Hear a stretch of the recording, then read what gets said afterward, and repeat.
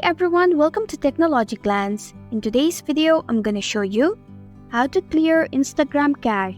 So let's get started. Begin by launching settings on a mobile device.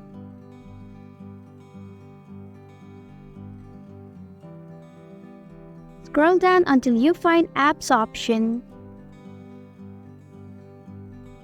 Tap on Apps. Now select Manage Apps option. In the search bar, type in Instagram and perform your search. Tap on Instagram application.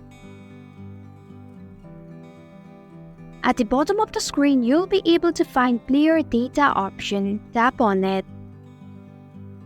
Now select Clear Cache option. And then tap on the OK button. And this is how you can clear Instagram cache. Thanks for watching technologyglance. If you like this video, hit the like button and drop a comment with any questions or feedback. If you are new, subscribe and click the bell icon to stay updated on the future videos.